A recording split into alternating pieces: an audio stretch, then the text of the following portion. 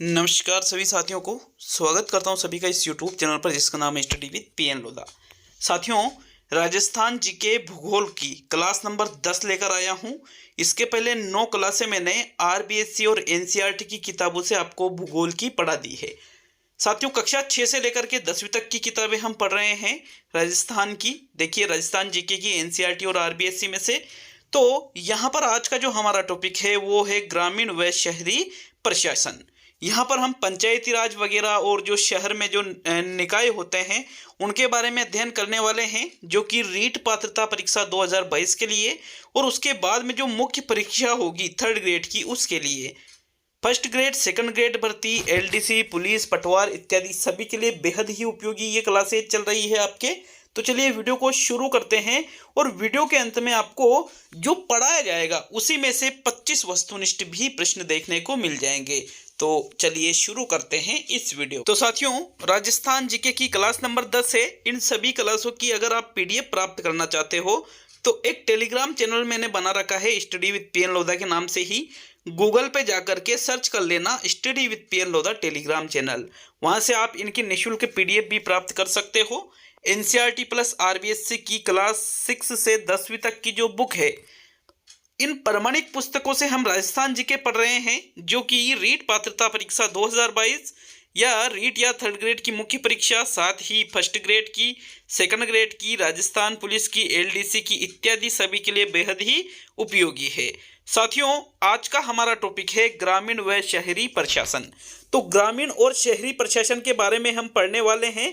पहले हम ग्रामीण प्रशासन के बारे में पढ़ेंगे, फिर शहरी प्रशासन के बारे में पढ़ेंगे और फिर अंत में पढ़े हुए में से ही 30 वस्तुनिष्ठ और 30 मानो आप 30 वस्तुनिष्ठ प्रश्न आपको देखने को मिलेंगे पढ़े हुए में से, ताकि आपका तुरंत मूल्यांकन भी हो सके साथियों। तो चलिए सबसे पहले देखते हैं हम ग्रामीण प्रशासन को। साथियों, ग्रामीण प्रशासन की जो अवधारणा है, हमारा जो संविधान है उसके अंतर्गत हमारे देश में 73वें संविधान संशोधन विधेयक अंतर्गत पंचायती राज व्यवस्था को अपनाया गया है। पंचायती राज व्यवस्था ग्रामीण प्रशासन के अंतर्गत आती है, याद रखिएगा आप। और कौन से संविधान संशोधन के अंतर्गत अपनाया गया है? 73वें संविधान संशोधन के। ये प्रश्न एग्जाम के लिए बहुत ही ज्यादा फेमस है, बहुत ही ज्यादा महत्वपूर्ण है, बहुत ही ज्यादा प्रसिद्ध है साथियों, क्योंकि कई बार पूछा जा चुका है। पंचायती राज व्यवस्था का संबंध संविधान के कौन से संशोधन से है? तो 73वें संविधान संशोधन से है। एवं इसकी 11वीं अनुसूची में पंचायती राज व्यवस्था के त्रिस्तरीय ढांचे के 29 कार्यों का उल्लेख किया गया है। देखो, 73वें संविधान संशोधन में 11वीं अनुसूची जो है, इसमें ही पंचायती राज व्यवस्था को त्रिस्तरीय व्यवस्था बताया गया है। मतलब पंचायती राज 3 स्तर पर व्यवस्था की गई है। पंचायती राज के अंतर्गत कितने स्तर पर? 3 स्तर पर, या त्रिस्तरीय व्यवस्था भी आप इसको कह सकते हो। देखो, कौन कौन से इसका जो ढांचा है, फॉर्मेट है, वो किस प्रकार होगा? तो पंचायती राज व्यवस्था जिला परिषद, पंचायत समिति और ग्राम पंचायत, 3 भागों में इसका वर्गीकरण किया गया है। यहाँ पर देखिए, जिला प्रमुख जो राजनेता होते हैं वो बनते हैं, और जिला स्तर पर ही एक राजकीय कर्मचारी होता है जिसको हम कहते हैं मुख्य कार्यकारी अधिकारी। पंचायत समिति की बात करें तो यहाँ पर जो राजनेता होता है या जो मुख्य जो पद होता है वो होता है प्रधान का। किस स्तर पर? पंचायत समिति स्तर पर। और राजकीय कर्मचारी कौन होता है? खंड विकास अधिकारी। क्या होता है साथियों? खंड विकास अधिकारी, जिसको आप ब्लॉक डेवलपमेंट ऑफिसर भी बोल सकते हो। ब्लॉक डेवलपमेंट ऑफिसर, या फिर आप शॉर्ट में बीडीओ भी आप इनको कहते हो, ठीक है, बीडीओ। फिर जो ग्राम पंचायत स्तर होता है, इसमें जो राजनेता है वो सरपंच होता है, और जो राजकीय कर्मचारी है वो होता है ग्राम विकास अधिकारी, विलेज डेवलपमेंट ऑफिसर, वीडीओ इसको आप कहते हो साथियों शॉर्ट में। तो ये जो 3 स्तर है, जिला परिषद उच्च स्तर है, पंचायत समिति मध्य स्तर है, ग्राम पंचायत निम्न स्तर है। पंचायती राज की त्रिस्तरीय व्यवस्था का यहाँ जिला प्रमुख, प्रधान और सरपंच जो है, इनका चुनाव जनता के द्वारा किया जाता है साथियों।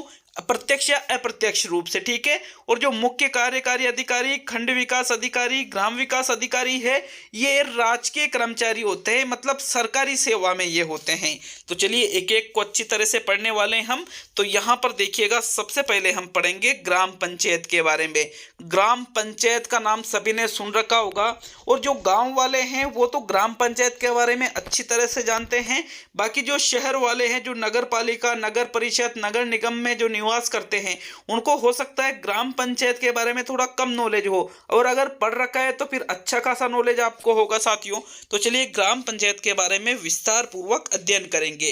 देखो, ग्राम पंचायत लोकतंत्र की प्रथम इकाई मानी जाती है।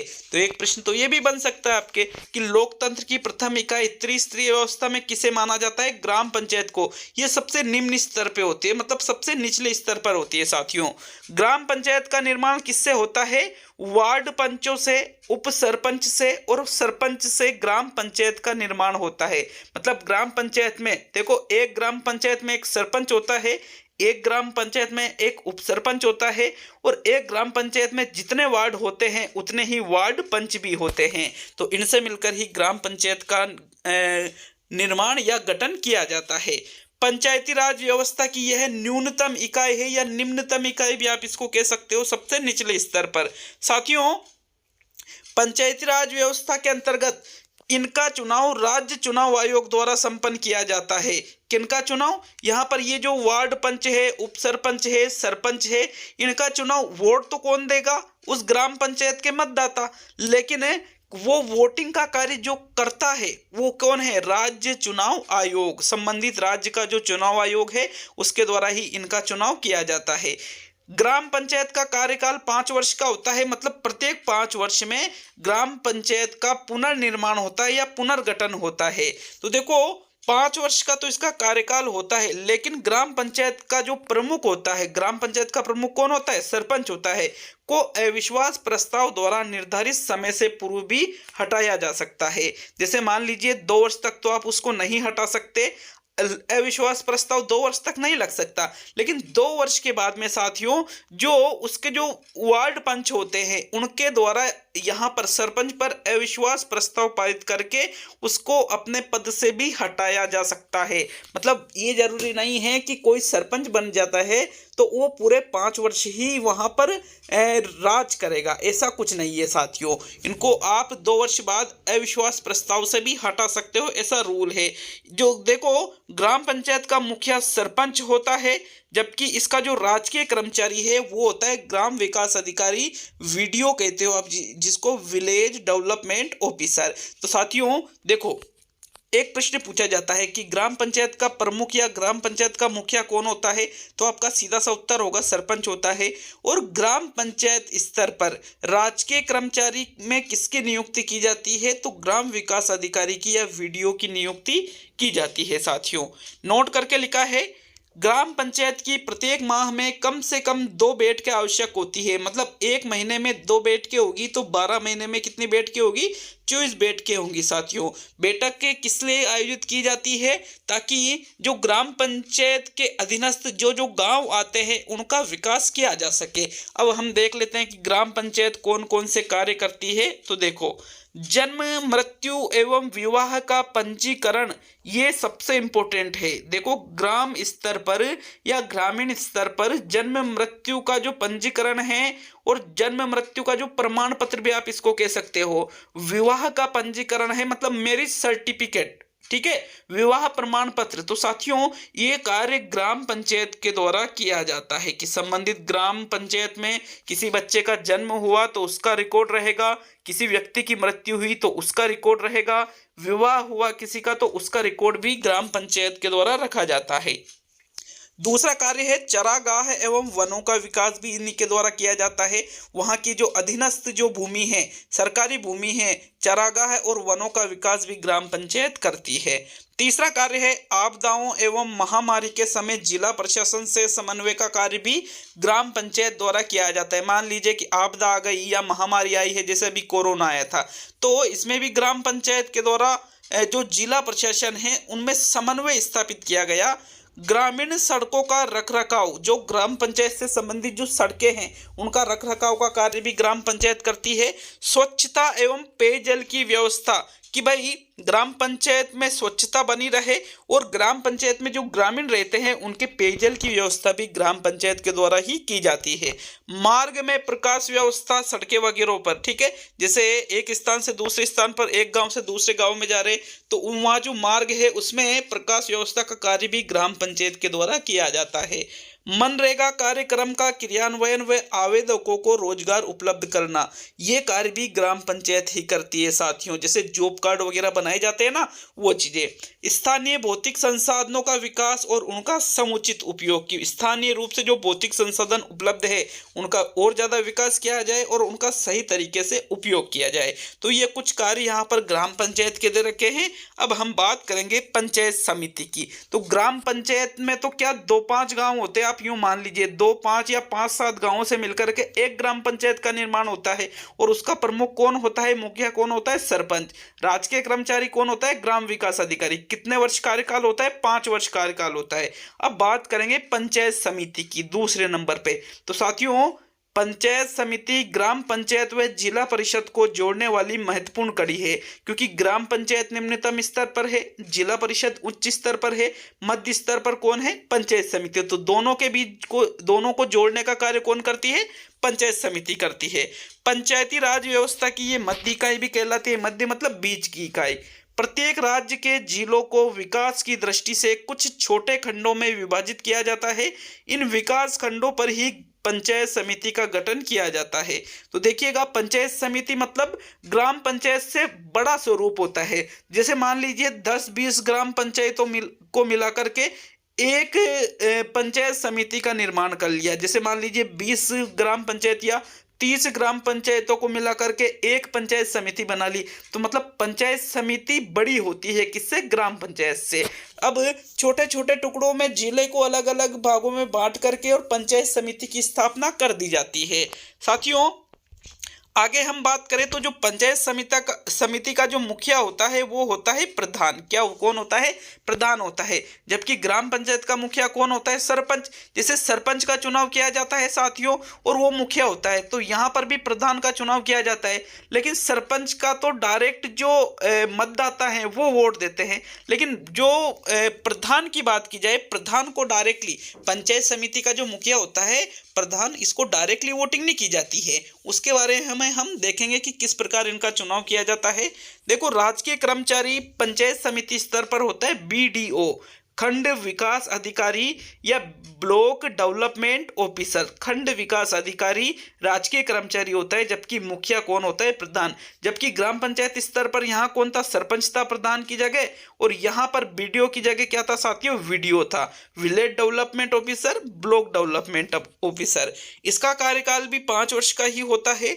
इसके निर्वाचित सदस्य ही प्रधान व उप प्रधान का चुनाव करते हैं। तो देखो, पंचायत समिति के जो सदस्य होते हैं, ठीक है, समझना बात को, पंचायत समिति के जो सदस्य होते हैं उनके द्वारा, किनके द्वारा, पंचायत समिति के सदस्यों द्वारा यहाँ पे प्रधान और उप प्रधान का चुनाव किया जाता है। यूं नहीं है कि भाई डायरेक्टली जनता ही प्रधान को वोट नहीं देती है।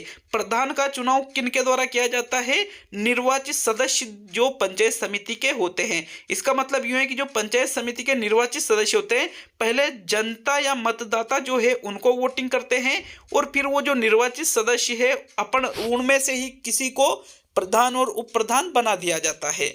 पंचायत समिति का सदस्य बनने के लिए 25 वर्ष का होना आवश्यक है। देखो, यदि आपको सरपंच बनने की बात अलग होती है, लेकिन पंचायत समिति का यदि आपको सदस्य बनना है साथियों, तो कम से कम आपकी आयु होना चाहिए 25 वर्ष।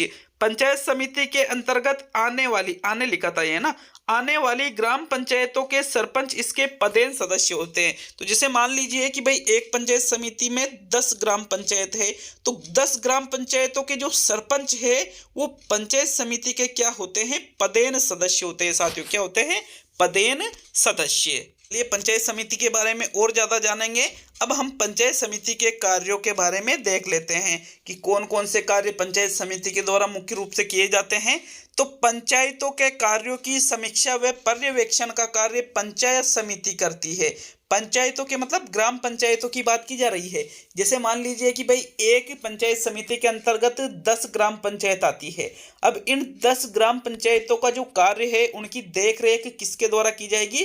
पंचायत समिति के द्वारा इनकी देखरेख की जाती है। साथियों, नवनिर्वाचित सरपंचों व पंचों को प्रशिक्षण व मार्गदर्शन इनके द्वारा दिया जाता है। जैसे मान लीजिए कोई पहली बार सरपंच बना है और उसको नॉलेज थोड़ा कम है, तो उनको प्रशिक्षण देने का कार्य यहाँ पर कौन करती है? यहाँ पंचायत समिति। सरपंचों, पंचायत समिति सदस्यों व जिला परिषद सदस्यों में समन्वय का कार्य भी पंचायत समिति करती है। साधारण सभा की बैठक आयोजित करना, ये वेरी मोस्ट है, पूछ लिया जाता है। साधारण सभा की बैठक किसके द्वारा आयोजित की जाती है? तो पंचायत समिति के द्वारा आयोजित की जाती है। पशु मेलों का आयोजन करना, पशु मेले भी वहां पर पंचायत समिति के अधीनस्थ लगाए जाते हैं इनके द्वारा।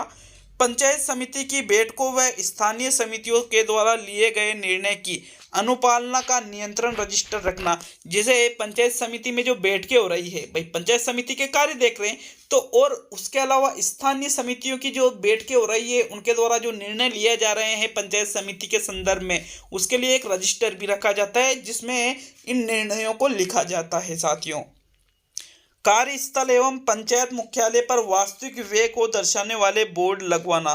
जैसे मान लीजिए कि सड़कें बन रही है पंचायत समिति में, या फिर छोटे छोटे डैम बन रहे हैं, या अन्य कोई कार्य किया जा रहा है, तो जो पंचायत मुख्यालय है उन पर कि भाई कितने रुपए की राशि लगाई गई है, इस प्रकार के बोर्ड भी पंचायत समिति के द्वारा लगवाए जाते हैं। साथियों, चलिए अब हम बात करेंगे पंचायती राज व्यवस्था के उच्चतम स्तर की, जो कि है जिला परिषद। तो जो एक डिस्ट्रिक्ट है साथियों, इसमें सबसे हाई लेवल पे, पंचायती राज में सबसे हाई लेवल पे क्या रहता है?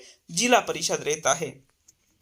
पंचायती राज व्यवस्था की यह शीर्ष स्तर की संस्था है। शीर्ष मतलब सबसे ऊंचे स्तर की। सबसे नीचे स्तर की कौन सी है? ग्राम पंचायत। और मध्य स्तर की कौन सी है? पंचायत समिति।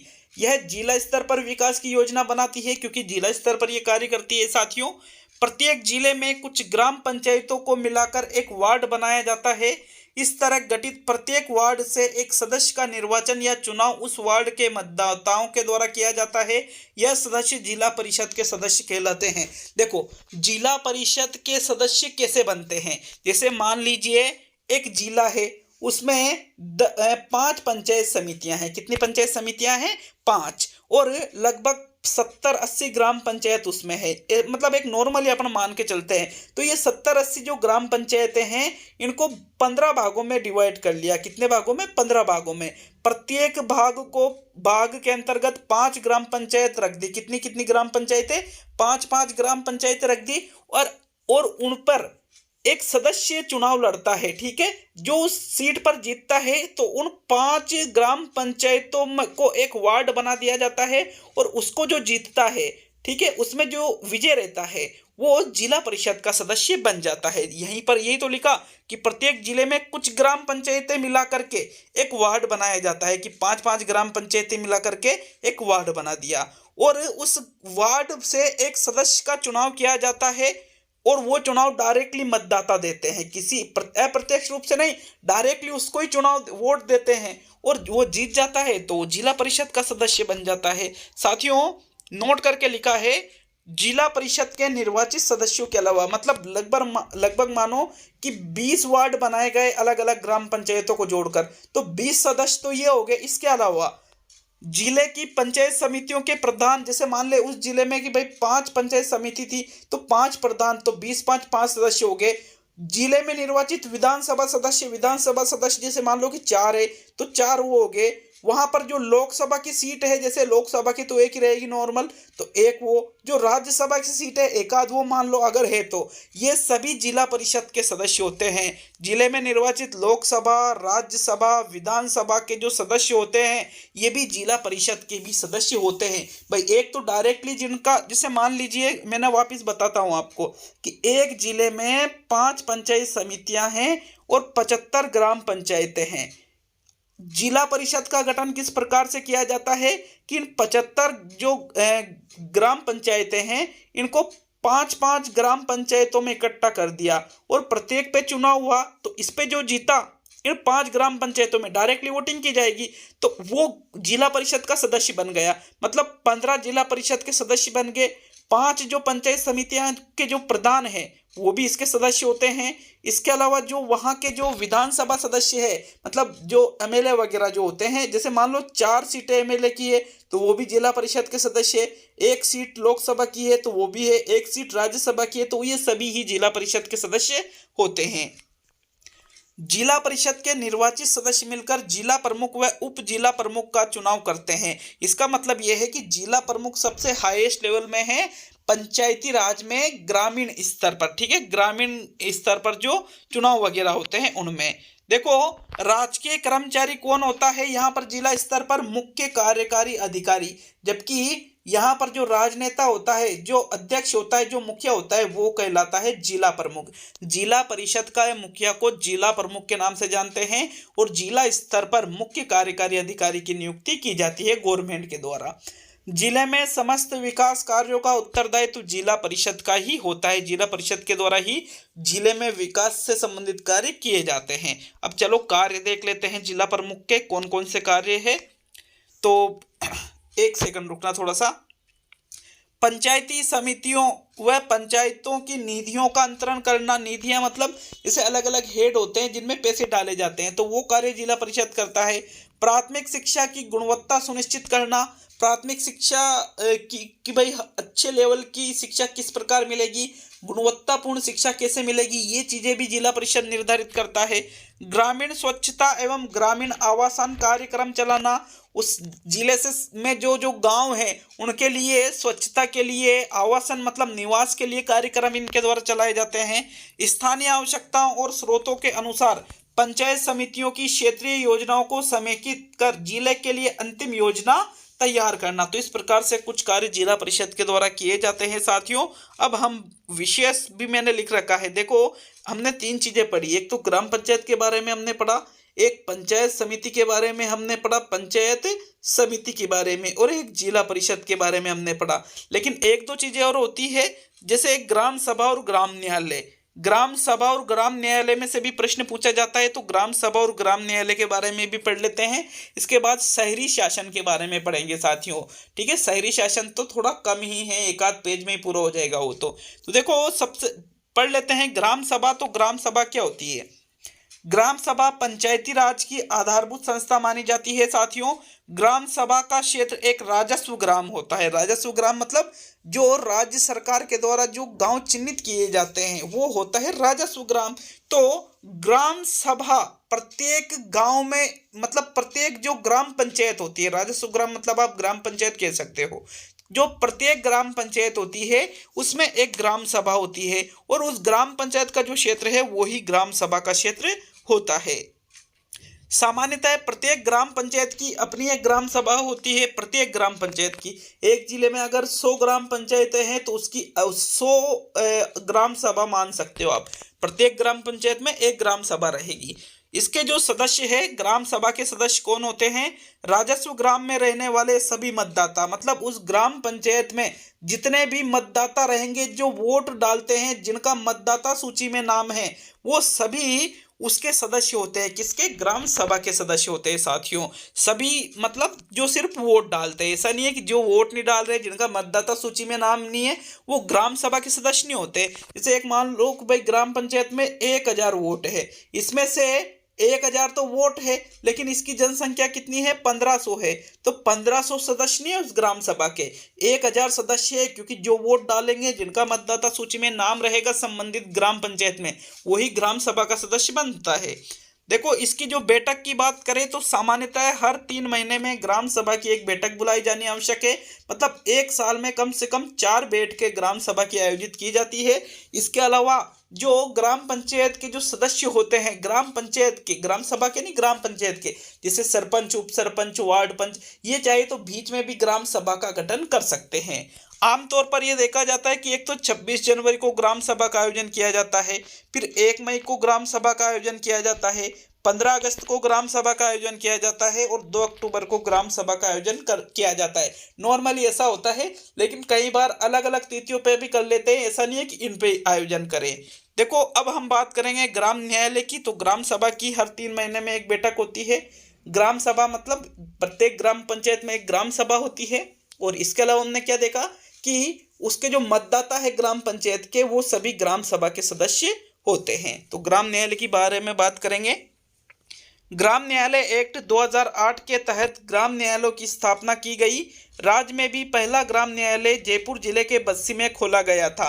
तो देखो एक प्रश्न आपसे ये पूछा जा सकता है कि ग्राम न्यायालय एक्ट 2008 के तहत या फिर ग्राम न्यायालय की स्थापना किस एक्ट के तहत की गई। तो ग्राम न्यायालय एक्ट 2008 के तहत की गई। एक प्रश्न ये पूछा जा सकता है कि ग्राम न्यायालय सबसे पहले राजस्थान में कहाँ खोला गया। तो जयपुर के बस्सी में यह ग्राम न्यायालय सबसे पहले खोला गया था। ये मोस्ट इंपोर्टेंट प्रश्न है साथियों, इसको विशेष तौर पे याद रखना। ग्राम न्यायालय की सर्वप्रथम स्थापना कहाँ की गई थी। तो जयपुर के बस्सी में। ठीक है, अब हम देखेंगे साथियों नगरीय शासन के बारे में।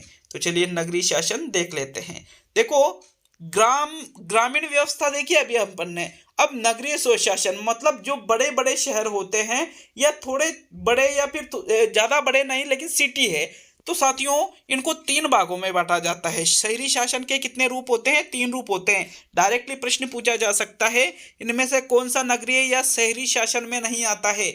तो कौन सा नहीं आता है? इन तीनों के अलावा कुछ भी नहीं आता है। नगर निगम, नगर परिषद, नगर पालिका। शहरी शासन को 3 भागों में बांटा गया है। सबसे पहले नगर निगम सबसे बड़ा होता है, उससे छोटा नगर परिषद होता है और इन तीनों में सबसे छोटा नगर पालिका होती है। तो देखो इन तीनों के बारे में भी आप समझ लो अच्छी तरह से कि इनका क्या सारा सेटलमेंट होता है कि नगर निगम कहाँ होता है, नगर परिषद कहाँ होता है और नगर पालिका कहाँ होती है। तो देखो नगर निगम के बारे में सबसे पहले पढ़ेंगे। वे बड़े शहर जहाँ जनसंख्या 5 लाख से ज्यादा हो, वहां सालाना आय 1 करोड़ से ज्यादा होने पर वहां नगर निगम बना दिया जाता है। और इसका जो अध्यक्ष होता है, इसके अध्यक्ष को महापौर कहा जाता है। 2 क्वेश्चन बहुत ही ज्यादा इंपॉर्टेंट बन गए साथियों कि नगर निगम के अध्यक्ष को क्या कहते हैं। तो नगर निगम के अध्यक्ष को महापौर कहते हैं। और नगर निगम कहाँ पर बनाया जाता है या नगर निगम का गठन कहाँ किया जाता है। तो जहां पर जनसंख्या 5 लाख से ज्यादा हो, 5 लाख से ज्यादा जनसंख्या किसी भी शहर की हो रही है तो मतलब वहां नगर निगम बन जाएगा। जैसे कोटा वगैरह है, जयपुर है साथियों। तो ये जो बड़ी बड़ी सिटियां हैं ये सारी नगर निगम है ये। ठीक है, अब बात करेंगे नगर परिषद की। तो नगर परिषद कहाँ बनाया जाता है? जिन शहरों में जनसंख्या 1 लाख से ज्यादा हो वह 5 लाख से कम हो, वहां नगर परिषदों की स्थापना की जाती है और इसके अध्यक्ष को सभापति कहते हैं। जैसे नगर निगम के अध्यक्ष को क्या कहा जाता है? महापौर कहा जाता है। और वहां जनसंख्या कितनी होती है? 5 लाख से अधिक।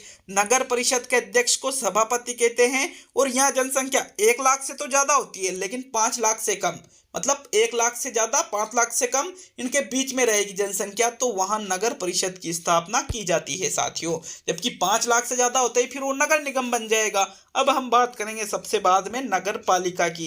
तो साथियों नगर पालिका वे शहर जहां जनसंख्या 15,000 से 1 लाख तक के बीच होती है, वहां पर नगर पालिका बोर्ड बनाए जाते हैं और इसका अध्यक्ष नगर पालिका अध्यक्ष कहलाता है। तो ये तो सीधा सा है। नगर पालिका का अध्यक्ष कौन होता है? नगर पालिका अध्यक्ष। नगर निगम का अध्यक्ष कौन होता है? महापौर होता है। और नगर परिषद का अध्यक्ष कौन होता है? सभापति होता है साथियों। देखो नगर निगम में 5 लाख से ज्यादा जनसंख्या, नगर परिषद में 1 लाख से ज्यादा लेकिन 5 लाख से कम, और नगर पालिका में 15,000 से तो ज्यादा लेकिन 1 लाख से कम, क्योंकि 1 लाख से जैसे ज्यादा होगी वो नगर परिषद बन जाएगा। तो यहाँ पर देखिएगा मतलब 15,000 से जनसंख्या ज्यादा है लेकिन 1 लाख से कम है तो वहां नगर पालिका बनाई जाएगी साथियों। आपके आसपास भी नगर निगम, नगर पालिका या नगर परिषद है तो हमें नीचे कमेंट में जरूर बताइए, या फिर हमें ये बताइए कि 15,000 से भी कम जनसंख्या है तो फिर वहां पर क्या रहेगा? फिर वहां पर ग्रामीण शासन लागू हो जाएगा। वहां फिर वो क्या रहेगी? ग्राम पंचायतें रहेगी। ठीक है, क्लियर है सभी का? ये नोट करके लिख रखा है साथियों यहाँ पर मैंने। 74वें संविधान संशोधन के अनुसार इन शहरी संस्थाओं के चुनाव में, शहरी संस्था का चुनाव कौन कौन सा होता है? एक तो नगर निगम का चुनाव होता है, एक नगर परिषद का चुनाव होता है और एक नगर पालिका का चुनाव होता है। तो इनमें साथियों क्या होता है? एक संविधान संशोधन किया गया था 74वां, जिसमें 1/3 जो हिस्सा है, 1/3 जो वार्ड है ये महिलाओं के लिए आरक्षित रखने की व्यवस्था की गई है, या 33% भी आप इसको कह सकते हो कि 33% आरक्षण यहाँ पर महिलाओं को दिया गया है कि इनके जो सदस्य या जो भी बनेंगे, जो भी सदस्य वगैरह जो भी चीज़ें होगी तो उसमें 33% महिलाएं होंगी। तो हमने यहाँ पर नगरीय और ग्रामीण स्वशासन की बात की गई है। तो आशा है आपको वीडियो अच्छा लगा होगा। अब हम इसके प्रमुख प्रश्नों को देख लेते हैं, लेकिन उसके पहले नगरीय प्रशासन के कार्यों को देखेंगे। तो नगरीय प्रशासन के कार्यों को 2 भागों में बांटा गया है, एक तो अनिवार्य कार्य और एक स्वैच्छिक कार्य। अनिवार्य मतलब जो इनको करना ही है, और स्वैच्छिक मतलब जो इनकी इच्छा से किए जाते हैं। तो देखो पहले अनिवार्य कार्यों को देख लेते हैं। नगर शासन के द्वारा शुद्ध जल व्यवस्था अनिवार्य कार्यों में आता है। रोशनी एवं सफाई की, वहाँ पर जो इलाका है, वहाँ पर जो शहर वगैरह है, तो इनमें रोशनी और सफाई भी बिल्कुल अनिवार्य रूप से होना चाहिए। दमकल की व्यवस्था होना चाहिए। दमकल व्यवस्था का मतलब क्या हुआ, अग्निशमन वगैरह जो यंत्र है वो। और जन्म मृत्यु पंजीकरण, ये 4 कार्य यहाँ पर अनिवार्य है नगरीय शासन के। जबकि ऐच्छिक कार्य कौन कौन से हैं, जैसे सार्वजनिक कार्य करना, स्टेडियम बनवाना, वाचनालय और पुस्तकालय की स्थापना करना, वृक्षारोपण करना, मेलों का आयोजन, प्रदर्शनियों का आयोजन करना, आवारा पशुओं से छुटकारा इत्यादि ये स्वैच्छिक कार्यों के अंतर्गत आ जाते हैं। ठीक है, तो यहाँ पर हमने इन चीज़ों को पढ़ लिया है। अब इससे संबंधित प्रमुख प्रश्नों को देखते हैं। लगभग 30 प्रश्नों को हम हल करने वाले हैं जो अभी हमने पढ़ा है साथियों। 30 प्रश्न यहाँ हल करेंगे। आशा है 25+ आपका स्कोर 100% रहेगा। अगर 25+ स्कोर रहे तो नीचे वीडियो के नीचे अपने नंबर जरूर अंकित करके जाइएगा। और वीडियो अच्छा लगे तो वीडियो को एक लाइक अपना जरूर दीजिएगा साथियों, और 1 मिनट का समय निकाल करके वीडियो को शेयर जरूर करिएगा। तो चलिए पढ़े हुए में से प्रमुख प्रश्नों को हम देख लेते हैं। पहला प्रश्न हमारे हैं, हमारे देश में किस संविधान संशोधन विधेयक ने पंचायती राज व्यवस्था को अपनाया? तो ये चीज़ हमने सबसे पहले पढ़ी थी कि हमारे देश में 73वां संविधान संशोधन हुआ था जिसमें पंचायती राज व्यवस्था को अपनाया गया था। ठीक है, पहले प्रश्न का उत्तर क्लियर है सभी के। कौन सा संविधान संशोधन? 73वां संविधान संशोधन। नेक्स्ट दूसरा प्रश्न देखेंगे। आपके प्रश्न संख्या 2 है, पंचायती राज व्यवस्था का ढांचा है। तो साथियों पंचायती राज व्यवस्था का ढांचा यहाँ पर कैसा है? त्रिस्तरीय है, मतलब 3 स्तर पंचायती राज व्यवस्था के अंतर्गत आते हैं। कौन कौन से आते हैं? एक आपकी ग्राम पंचायत निम्नतम स्तर, एक आपके पंचायत समिति मध्य स्तर, और एक आपके जिला परिषद उच्च स्तर। देखो तीसरा प्रश्न आपके है, पंचायती राज व्यवस्था का निम्नतम स्तर कौन सा है? तो इन प्रश्नों के उत्तर तो मैंने आपको बता दिए कि भाई पंचायती राज व्यवस्था का निम्नतम स्तर है ग्राम पंचायत। क्या है? ग्राम पंचायत है साथियों। नेक्स्ट ये प्रश्न संख्या 4 को देखेंगे। तो पंचायती राज व्यवस्था का उच्चतम स्तर कौन सा है? पंचायती राज व्यवस्था का उच्चतम स्तर है जिला परिषद। क्या है? जिला परिषद है साथियों। नेक्स्ट ये प्रश्न संख्या 6 देखेंगे। तो पांचवा प्रश्न, पंचायत समिति का प्रमुख होता है। तो पंचायत समिति का प्रमुख कौन होता है? देखो पंचायत समिति का प्रमुख होता है प्रधान, जबकि ग्राम पंचायत का प्रमुख कौन होता है साथियों? सरपंच होता है। नेक्स्ट ये प्रश्न संख्या 6 है, जिला परिषद का प्रमुख होता है। तो 6ठा प्रश्न देखो, जिला परिषद का प्रमुख कौन होता है? तो जिला परिषद का प्रमुख होता है जिला प्रमुख। क्या कहलाता है? जिला प्रमुख उसको हम कहते हैं। नेक्स्ट प्रश्न संख्या 7 को देखेंगे। तो 7वां प्रश्न, ग्राम पंचायत का प्रमुख होता है। देखो ग्राम पंचायत का प्रमुख कौन होता है साथियों? सरपंच होता है। ग्राम पंचायत का ये सबसे निम्नतम स्तर पर है तो सरपंच होता है। प्रश्न संख्या 8 है, खंड विकास अधिकारी की नियुक्ति किस स्तर पर की जाती है? साथियों खंड विकास अधिकारी को हम शॉर्ट में किस नाम से जानते हैं? BDO, ब्लॉक डेवलपमेंट ऑफिसर, जो कि पंचायत समिति स्तर पर होता है। किस स्तर पर? पंचायत समिति स्तर पर BDO की या खंड विकास अधिकारी की नियुक्ति की जाती है। प्रश्न संख्या 9 है, ग्राम विकास अधिकारी की नियुक्ति किस स्तर पे की जाती है? तो ग्राम विकास अधिकारी को हम कहते हैं VDO, विलेज डेवलपमेंट ऑफिसर, ग्राम विकास अधिकारी, जो कि ग्राम पंचायत स्तर पर होता है। किस स्तर पर होता है ये? ग्राम पंचायत स्तर पर। प्रश्न संख्या 10 है, गांवों में जन्म मृत्यु व विवाह का पंजीयन कौन करता है? तो गांवों में कौन करेगा साथियों? ग्राम पंचायत करेगी इस चीज को, तो मैंने आपको बता दिया था। ग्राम पंचायत के द्वारा ही जन्म प्रमाण पत्र, मृत्यु प्रमाण पत्र और मैरिज सर्टिफिकेट का कार्य किया जाता है। प्रश्न संख्या 11 है, ग्राम पंचायत का कार्यकाल कितना होता है? तो ग्राम पंचायत का कार्यकाल होता है 5 वर्ष का। कितने वर्ष का होता है? 5 वर्ष का होता है। और सरपंच जो प्रधान इसका होता है, ठीक है, मतलब मुखिया जो है सरपंच, उसको आप अविश्वास प्रस्ताव के द्वारा भी हटा सकते हो 2 साल बाद में। प्रश्न संख्या 12 है, लोकतंत्र की प्रथम इकाई क्या है साथियों? तो 12वें प्रश्न का सही उत्तर है, लोकतंत्र की प्रथम इकाई है ग्राम पंचायत। क्या है? ग्राम पंचायत को लोकतंत्र की प्रथम इकाई कहा जाता है। क्यों? ठीक है, क्योंकि शुरुआत यहीं से होती है। नेक्स्ट प्रश्न संख्या 13 को देखेंगे तो आपके 13वां प्रश्न है, ग्राम पंचायत की प्रत्येक माह में कम से कम कितनी बैठकें आवश्यक है? अच्छी तरह से बताया था कि कम से कम 1 महीने में, ग्राम पंचायत की बात की जा रही है, 1 महीने में 2 बैठकें होती है और 12 महीने में आपको 24 बैठकें करना अनिवार्य है ग्राम पंचायत की। ग्राम सभा की बात नहीं की जा रही है, ग्राम सभा की अलग है, ग्राम सभा की तो हर 3 महीने में होना आवश्यक है। तो देखो प्रश्न संख्या 14 पे आएंगे। 14वां प्रश्न, पंचायतों का चुनाव किसके द्वारा संपन्न किया जाता है? साथियों अच्छी तरह से बताया था, पंचायतों का चुनाव किसके द्वारा संपन्न किया जाता है? यहाँ पर जो संबंधित राज्य चुनाव आयोग होता है, राज्य चुनाव आयोग जो होता है, उसके द्वारा ही पंचायतों का चुनाव संपन्न किया जाता है। चलिए 15वें प्रश्न की ओर बढ़ेंगे तो आपके प्रश्न संख्या 15 क्या पूछ रहा है आपसे, ये देखिए, ग्राम पंचायत व जिला परिषद को जोड़ने वाली महत्वपूर्ण कड़ी कौन सी है? देखो प्रश्न संख्या 15 में आपका सही उत्तर रहेगा, जो ग्राम पंचायत है और जो जिला परिषद है, दोनों के बीच कौन होता है? पंचायत समिति होती है। कौन होती है? पंचायत समिति होती है साथियों। नेक्स्ट प्रश्न संख्या 16, पंचायत समिति का सदस्य बनने के लिए न्यूनतम आयु वर्ष कितनी है? देखो कई पंचायतों को, ग्राम पंचायतों को मिलाकर के पंचायत समिति का निर्माण किया जाता है और इसका सदस्य बनने के लिए कम से कम 25 वर्ष का होना आवश्यक है। कितने वर्ष का? 25 वर्ष का। नेक्स्ट प्रश्न संख्या 17 देखेंगे तो आपके 17वां प्रश्न है, पंचायत समिति के सदस्यों का कार्यकाल कितना होता है? देखो ग्राम पंचायत के सदस्य भी 5 और पंचायत समिति के सदस्य भी 5 वर्ष के लिए ही होते हैं साथियों। प्रश्न संख्या 18 को देखेंगे तो पंचायती राज व्यवस्था की शीर्ष संस्था कौन सी है? शीर्ष संस्था मतलब सबसे उच्च स्तर की, तो सबसे उच्च स्तर पर आता है जिला परिषद। क्या आता है? जिला परिषद सबसे उच्च स्तर की संस्था है। नेक्स्ट ये प्रश्न संख्या 19 पे आते हैं।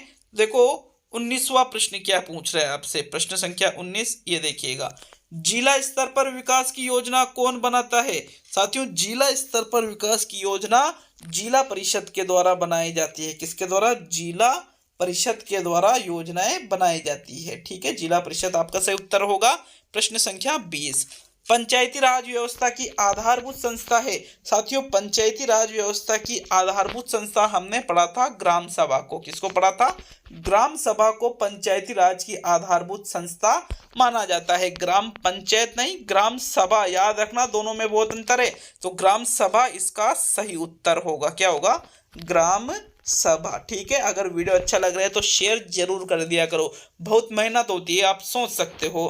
प्रश्न संख्या 21 है, ग्राम सभा के सदस्य कौन होते हैं? सॉरी, ग्राम सभा के सदस्य आपसे पूछ रहे हैं ना, तो मैंने आपको क्या बताया था कि जो ग्राम पंचायत के जो रजिस्टर्ड मतदाता होते हैं, जिनका मतदाता सूची में नाम होता है, वो सभी ग्राम सभा के सदस्य होते हैं साथियों। प्रश्न संख्या 22 है, ग्राम सभा की बैठक सामान्यतः कितने दिनों में बुलाई जाना आवश्यक है? तो आपको ये भी अच्छे तरह से बताया था कि हर 3 महीने में ग्राम सभा की एक बैठक का आयोजन होना अनिवार्य है। मतलब 1 साल में कम से कम 4 बैठकें आयोजित होना आवश्यक है। इससे ज्यादा भी कर लो तो कोई दिक्कत नहीं है। नेक्स्ट प्रश्न नंबर 23, नगरीय स्वशासन की इकाइयों के नाम बताओ। तो साथियों नगरीय स्वशासन की 3 इकाइयां होती है। एक आपके नगर निगम सबसे बड़ा होता है, नगर निगम सबसे बड़ा होता है, नगर परिषद उससे छोटा होता है, नगर परिषद उससे छोटा होता है, और नगर पालिका सबसे छोटी होती है। किसके अंतर्गत? नगरीय स्वशासन के अंतर्गत। प्रश्न नंबर 24 है, नगर निगम के मुखिया को क्या कहा जाता है? साथियों बहुत ही अच्छी तरह से बताया था, नगर निगम के मुखिया को महापौर कहते हैं। क्या कहते हैं? महापौर कहा जाता है। प्रश्न संख्या 25 है साथियों, नगर निगम की स्थापना कहाँ की जाती है? तो जहां पर जनसंख्या 5 लाख से अधिक हो। कितनी? 5 लाख से, जहां पर जिस शहर में, जिस सिटी में 5 लाख से अधिक जनसंख्या हो, वहां नगर निगम की स्थापना की जाती है। प्रश्न नंबर 26 है, नगर परिषद के मुखिया को क्या कहा जाता है? तो साथियों नगर परिषद के मुखिया को मैंने अच्छी तरह से आपको बताया था, क्या कहा जाता है? सभापति कहा जाता है। क्या कहा जाता है? सभापति कहा जाता है। किसके मुखिया को? नगर परिषद के मुखिया को। प्रश्न नंबर 27 है, नगर परिषद की स्थापना कहाँ की जाती है? तो नगर परिषद की स्थापना की जाती है साथियों जहां जनसंख्या 1 लाख से तो अधिक हो, 1 लाख से तो अधिक हो, लेकिन 5 लाख से कम हो, वहां पर नगर परिषद की स्थापना की जाती है। प्रश्न नंबर 28 है, नगर पालिका के मुखिया को क्या कहा जाता है? तो नगर पालिका के मुखिया को क्या कहते हैं साथियों? नगर पालिका अध्यक्ष कहा जाता है। क्या कहा जाता है? नगर पालिका अध्यक्ष कहा जाता है। प्रश्न नंबर 29 है, नगर पालिका की स्थापना कहाँ की जाती है? तो साथियों नगर पालिका की स्थापना वहां की जाती है जहां की जनसंख्या 15,000 से तो अधिक हो, 15,000 से तो ज्यादा हो, लेकिन 1 लाख से कम हो, क्योंकि 1 लाख से ज्यादा होते ही वहां क्या बन जाएगा? नगर परिषद। तो यहाँ पर 1 लाख से कम होना चाहिए, लेकिन 15,000 से ज्यादा, वहां नगर पालिका की स्थापना की जाती है। प्रश्न संख्या 30 है, 74वें संविधान संशोधन के अनुसार शहरी क्षेत्रों में चुनाव में कितनी प्रतिशत सीटें महिलाओं के लिए आरक्षित रखने का प्रावधान है? तो साथियों 1/3 या 33% सीटें आरक्षित रखने का प्रावधान है। यह आज का जीके का पेपर नंबर 10 पूरा होता है। आशा ही नहीं, पूरा विश्वास है, जितनी मेहनत मैं कर रहा हूं उससे ज्यादा आप मेहनत कर रहे होंगे साथियों पढ़ने में, लेकिन वीडियो को लाइक शेयर नहीं करते हो, ये गलत है साथियों। बहुत मेहनत से होती है ये चीजें, तो 1 मिनट का टाइम निकाल के वीडियो को लाइक और शेयर जरूर करिएगा। मिलते हैं अगले वीडियो में। बहुत बहुत धन्यवाद सभी का।